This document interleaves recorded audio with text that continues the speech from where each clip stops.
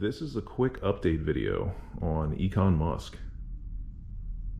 the 1964 Ford Econoline 5-window pickup. My 10-year-old niece is now my social media director, and she tells me that not only do I need to post more content, but I need to be more engaged with the viewers. So here we have it, content and engagement. If you're unfamiliar with the first-gen Econoline platforms, they were unibody construction. And if you are also unfamiliar with how they fared over the past 60 years in the Northeast, they rotted their living guts out. They were cheaply made, rode hard, put away wet. And most of them rot their bedsides off, which this one did. The rear corners, which this one did, the wheel arches, the bed floors, the integrated frame rails, the suspension rear leaf spring mount points. And this truck was gnarly. It was bad. So I removed everything. The bed floor, the integrated frame rails, all the accoutrements that went with it, brake lines, wiring, it's all gone. And in its place is this steel 2x4 frame rail assembly. There's a front that slides into the existing portion of the frame rail that is integrated up to the front of the cab. And I'll show you the mounts inside the cab here in a second. There's a rear frame assembly that ties to the rear cross member. And this is all just loose mocked in. Just bolts are loose. The rear frame assembly still needs to be full welded. This is just kind of a, is this even going to work point in the project, which I'm feeling fairly optimistic.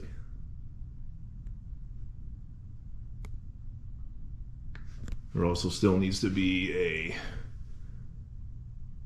kind of like a back half frame rail type situation that will connect this front assembly to the rear, span this gap, and that will also have an integrated coilover mount at this point. So there'll be two arches, probably with a cross beam in between, and a series of bracing that will help tie this frame assembly into the existing structure. I have these protrusions here that are going to eventually have angled steel bars that come up to some of the structural points in the truck, like the stake pockets, as crazy as that sounds. There's also some other body components that have internalized bracing that I'll utilize to tie this frame assembly into the shell of the truck. That way the force generated by that motor will be distributed as evenly as possible through this aging structure. So again, this is all just a loose mock-up at this point, and quite a bit of work still needs to be done, but kind of gives you an idea of what I've been thinking. Not sure if you can see them, but the inside bed rail was completely gone. So I had to make these panels.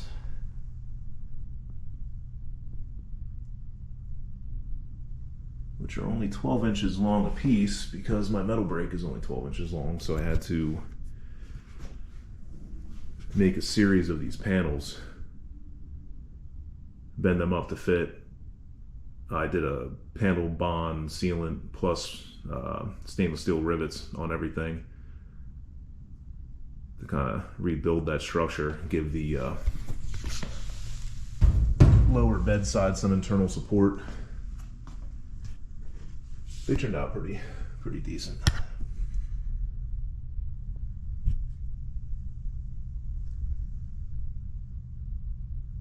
And on the end cap, I did some kind of cool rat roddy license plate work. Not sure if you can see that or not, but if you can't, you can use your imagination. So moving on to the inside of the truck, made a little bit of progress in here as well. Did some floor patching, as well as these steel gussets, which are reinforced and part of the frame mount system. So this is more of an attempt to keep the floor and these wheel housings from flexing away from each other under load. Just to kind of tie everything in as best as possible. But this is a 1/2 inch grade 8 that runs through this mount, through the center of this frame rail assembly, and it has a heavy wall pipe welded insert for crush protection. But then that bolt comes out through the bottom, and I have another reinforcement plate that will eventually get welded into this like top hat C channel part of the frame that's still left in the front part of the unibody. So that will compress in, squeeze that frame rail assembly that's inside there, it'll squeeze it all together. There's a second mount that goes horizontally. So you have a front and a rear. That ties into the old engine mount, which will eventually also have a crossbar that gets bolted to this assembly as well. So that'll all be one just like happy family of steel and washers and frame rail and everything else, and it'll span this gap. Because once this engine was removed and the mounts, that was kind of a structural component in a way that tied these two frame rails together. So that, again, all mocked up at this point.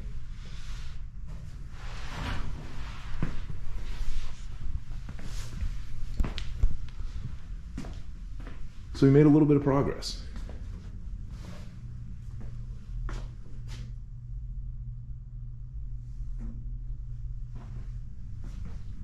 I mean, it's a ways away from running and driving, but forward motion is forward motion.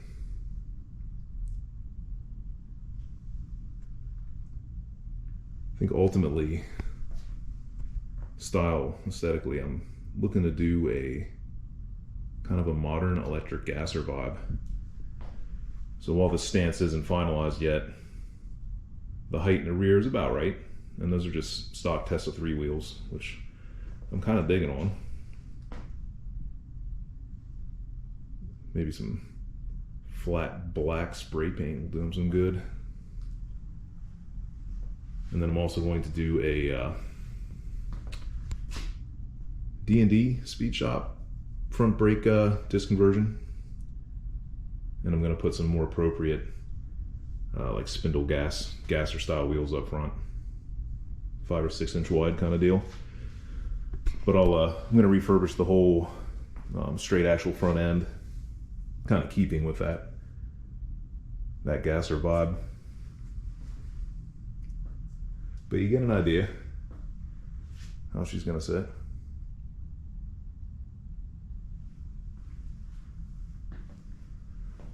So I think what the plan is now is I'm going to get all these frame rails finished welded in, get all the bracing up, have the rear coilovers installed, and then I'm going to move on to the front end. When that's all finished up, I'll post another video with all that. Thanks for watching.